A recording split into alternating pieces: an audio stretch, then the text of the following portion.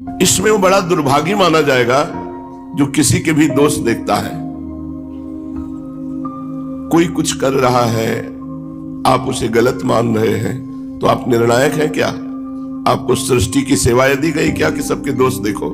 समय नहीं मिलना चाहिए। बहुत कृपा है, अन्य की चर्चा और अन्य से संबंध है नहीं आप लोगों का, बड़ी कृपा है। अब अगर आपस में बैठकर गंदगी करो अंतःकरण की तो बात अलग है, नहीं आप लोगों की दिनचर्या भगवान ने ऐसी बना दी है कि 1 मिनट का टाइम ही नहीं किसी के विषय में सोचने का। इतना थक जाओ कि सो जाओ, जगो तो फिर सेवा, इतनी सेवा है कि अपने पास समय नहीं। ऐसा ही जीवन होना चाहिए। पूज्य पंडित गया प्रसाद जी की वाणी में पीछे कि आपकी दिनचर्या इतनी बिजी होनी चाहिए कि 1 मिनट भी खाली नहीं होना चाहिए। तो जो ऐसे घूमते रहते हैं वो एक दूसरे की निंदा करते हैं, एक दूसरे के दोष दर्शन करते हैं, दुर्भागी है।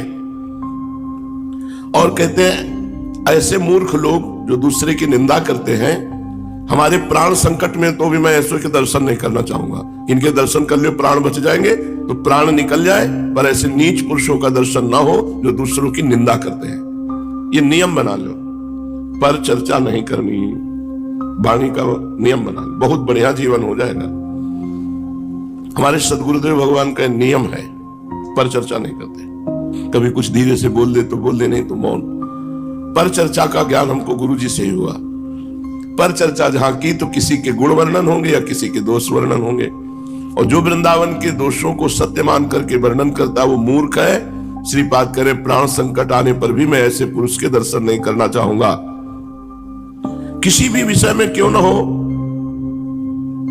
वो उपहासास्पद बन जाएंगे जो दूसरों के दोष दर्शन करेंगे। एक दिन परिक्रमा लगा रहे थे तो एक संत ने कहा वृंदावन की महिमा का एक गुण है कि यदि आपने किसी के दोष देखे कि वो अमुक गलत है तो वही आचरण आपके अंदर आ जाएगा।